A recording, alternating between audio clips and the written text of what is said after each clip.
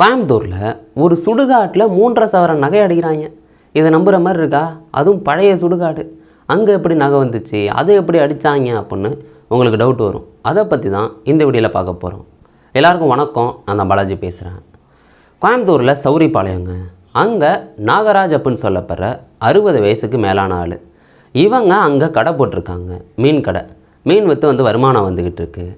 இவங்க ஒரு மீன் விற்கிறாங்கல்ல, அந்த மீனை வச்சு ஒரு டாலர், உங்களுக்கு மீன் டாலர் தெரியல, அது ஒரு 3.5 சவரன் அப்படியே நகை போட்டிருந்துருக்கு.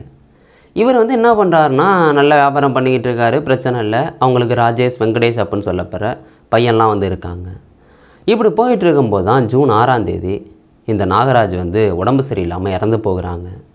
இவங்க பிள்ளைங்க பார்த்துட்டிங்கன்னா, சரி ஓகே நம்ம அடக்கம் பண்ணுவோம். அந்த சௌரிபாளையத்தில் மாநகராட்சிக்கு சொந்தமான ஒரு சுடுகாடு இருக்குது, அங்கே அடக்கம் பண்ணுவோம் அப்படின்னு முடிவு பண்ணுறாங்க. அங்கே கோயம்புத்தூரில் நிறையா மின்மயானங்கள் வந்தாலும் இங்கே அடக்கம் பண்ணுவோன்னு முடிவு பண்ணுறாங்க. அதுக்கான காரணம், இவங்களோட ஒய்ஃபையுமே அங்கே தான் அடக்கம் பண்ணியிருக்காங்க. அதனால் இங்கே அடக்கம் பண்ணுவோன்னு முடிவு பண்ணிடுறாங்க. இப்படி ஆளை கூப்பிட்றாங்க. 4 ஆள் வருது. ஒரு ஆளுக்கு 1000 ரூபா குழி தோண்டுறதுக்கு. 4000 ரூபா கொடுத்து அங்கே இடுப்பளவு ஆழத்துக்கு குழியை தோன்றாங்க. 6 அடி நீளம். இப்படி குழியை தோண்டி ஜூன் 7ஆம் தேதி அடக்கம் பண்ணுறாங்க.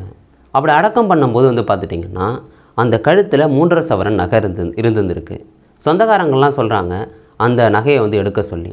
ஆனால் அந்த வெங்கடேஷ் அவங்க புள்ள அதெல்லாம் வேண்டாம், அவங்க மீன் வியாபாரம் பண்ணாங்க, அவங்க ஆசையாக அந்த நகையை போட்டுக்கிட்டாங்க, அதை நம்ம கிளட்ட வேண்டாம், அவங்க ஆசையாக போட்ட அந்த நகையோடையே அவங்கள அடக்கம் பண்ணலாம் அப்படின்னு சொல்கிறாங்க. சொந்தக்காரங்க எவ்வளவோ வற்புறுத்தி பார்க்குறாங்க. ஆனால் அந்த வெங்கடேஷ் அவங்க கேட்கவே இல்லை. அதனால் அந்த நகையோடையே அப்படியே இடுப்பளவு ஆழத்து பள்ளத்தில் அடக்கம் பண்ணுறாங்க. அந்த இதெல்லாம் முடியுது, இறுதிச்சடங்கெல்லாம் முடியுது. இவங்க வீட்டுக்கு போயிடுறாங்க. அங்கே எல்லாமே மண்ணெல்லாம் போட்டு மூடிடுறாங்க, பிரச்சனை கிடையாது. இப்படியே ரொம்ப நாள் போகுது. ஒரு 16 நாள் கழித்து அங்கே போகிறாங்க சுடுகாட்டுக்கு.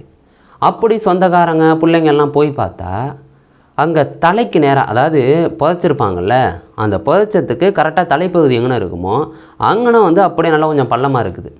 ஏன்னா யாரோ தோண்டியிருக்காங்க. இதை பார்த்தோன்னா பிள்ளைங்க, சொந்தக்காரங்க எல்லாருமே சமஷாக்கு. என்னடா இங்கே தோண்டியிருக்காங்க அப்படின்னு. அந்த சுடுகாடு யாரும் வரமாட்டாங்க. ஆனால் ஒரே ஒருத்தர் மட்டும் அந்த மரத்தடி இது மாதிரி படுத்து கிடப்பாப்புல. எப்போவும் கார்த்திகேயன் அப்படின்னு சொல்ல போகிறவர் அங்கே தான் இருக்கார். உடனே அவரை கூப்பிட்றாங்க, என்ன நடந்தது அப்படின்னு. அவர் முதல்ல தெரியாது அப்படிங்கிற மாதிரி தான் சொல்லியிருந்திருக்காரு. அப்புறம் அதட்டி இது மாதிரிலாம் கேட்டோன்னே அவர் உண்மையை ஒத்துக்கிறாரு. 16 ஜூன் அன்னைக்கு மணிகண்டன், சக்திவேல் அப்படின்னு சொல்லப்படுற 2 ஆள் வராங்க. அப்புறம் இந்த கார்த்திகேயன் இங்கே சுடுகாட்டில் இருக்கவர். இப்படி 3 பேர் சேர்ந்து அந்த இடத்த தோன்றாங்க. அதாவது தோன்றாங்கன்னா கரெக்டாக தலைப்பகுதி இருக்க இடமா அப்படியே தோண்டி அந்த இடுப்பால் வாழத்து பள்ளத்தை அப்படியே கையை விட்டு நகையை எடுத்துடுறாங்க. 3.5 சவரன் நகை இருக்குல்ல, அந்த மணிகண்டன் அப்படின்னு சொல்லப்படுற ஆள் நகை வியாபாரம், நகை கடையில் இருந்திருக்காப்புல. அவர் அந்த அமிலத்தை வாங்கிட்டு வந்திருக்காரு. அந்த நகையை சுத்திகரித்து அதுக்கப்புறம் கொண்டு போய் உருக்கி அந்த நகையை விற்றுறாங்க. காசு வருதில்ல, அதில் 30,000 ரூபாயை மட்டும் இந்த கார்த்திகேயனுக்கு கொடுக்குறாங்க. இதை வெளில சொல்லக்கூடாது அப்படிலாம். இப்படி போகுது. 16ஆம் தேதி இதை பண்ணிடுறாங்க. 19 ஜூன் அன்றைக்கி தான் சொந்தக்காரங்க 16ஆவது நாள் காரியத்துக்காக இங்கே வராங்க. இங்கே பார்த்து அவங்க சமஷாக்கு. அப்புறம் கார்த்திகேயனை மிரட்டினோன்னே உண்மை வெளியே வருது. அப்புறம் என்ன பண்ணுறாங்கன்னா, அந்த மணிகண்டன் வீட்டுக்கு போய் அவங்கள வெளில வர சொல்கிறாங்க. அந்த ஆள் வெளில வராப்பிலையா, அப்போ இது மாதிரி நகையை திருடினத்துக்காக கேட்குறாங்க. இப்படி அப்படியே வாக்குவாதாகி திட்டி 3 பேர், இந்த நாகராஜ் அவங்களோட சொந்தக்காரங்க 3 பேர் மணிகண்டனை போட்டு அட்டின்னு அடிக்கிறாங்க. அடித்ததுக்கப்புறம் அந்த மணிகண்டன் இப்போ ஹாஸ்பிட்டலில் தான் இருக்காப்புல. போலீஸில் கம்ப்ளைண்ட் கொடுக்குறாங்க. போலீஸ் கைது பண்ணுறதுக்கான பணிகளை பண்ணுறாங்க. இந்த மணிகண்டன் இருக்காப்புல இல்லை, நகையை திருடினவர், அவர் பதில் கேஸ் கொடுக்குறாரு. இந்த 3 பேர் என்னை அடிச்சுவிட்டாங்க அப்படின்னு. போலீஸ் கேஸை எடுத்துக்கிறாங்க. பட் இருந்தாலும் கைது பண்ணலை. இங்கே விசாரிக்கணும்ல, நகையை என்ன பண்ணாங்க, எங்கே உருக்கி என்னத்தை பண்ணாங்க அப்படின்னு. அந்த விசாரணையெல்லாம் போகுது.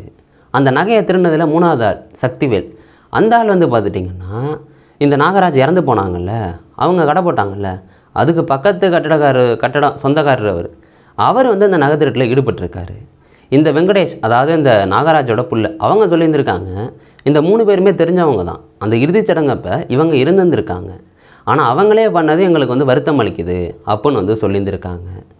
இந்த இடம் மாநகராட்சிக்கு சொந்தமானதில்ல. அந்த மாநகராட்சி தரப்புலேருந்து என்ன சொல்கிறாங்கன்னா, இங்கே பாருங்கப்பா, இப்போ இது மின்மயானம் அதிகமாகிட்டு, அதனால் இந்த இடத்தையெல்லாம் அதிகம் கண்காணிக்கிறது இல்லை. அந்த மயானம் எப்படி இருந்திருக்குன்னா மதில் சுவரெல்லாம் வந்து உடஞ்சிருந்துருக்கு. அதை தாண்டி லைட்டு வெளிச்சம் அதிகம் கிடையாது. அதையும் தாண்டி என்ன தெரியுமா, சிசிடிவி இது மாதிரி எந்த விஷயமும் கிடையாது. மாநகராட்சி தரப்புலேருந்து அங்கே ஆள் கூட வந்து போடல.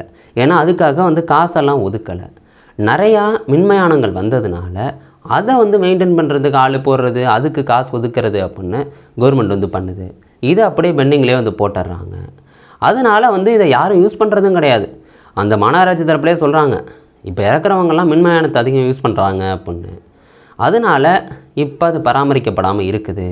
ஆனால் யாராவது ஆக்கிரமித்தா நாங்கள் வந்து உடனே அகற்றிடுவோம் அப்படின்னு சொல்லியிருந்துருக்காங்க.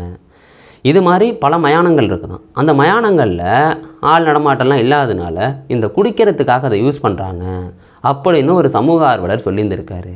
இது கோயம்புத்தூரில் நிறைய இடங்களில் யூஸ் பண்ணாத இடங்களில் நடக்குது அப்படின்னு அந்த சமூக ஆர்வலர் குறிப்பிட்டிருந்திருப்பார். இந்த சம்பவம் கோயம்புத்தூரில் சௌரிபாளையத்தில் நடந்திருக்கு. இதை பற்றி நீங்கள் என்ன நினைக்கிறீங்க? உங்களுக்கு என்ன தோணுதோ அதை கீழே கமெண்ட் பண்ணுங்கள். நாளைக்கு இன்னொரு வீடியோவில் நான் உங்களை சந்திக்கிறேன். Bye guys.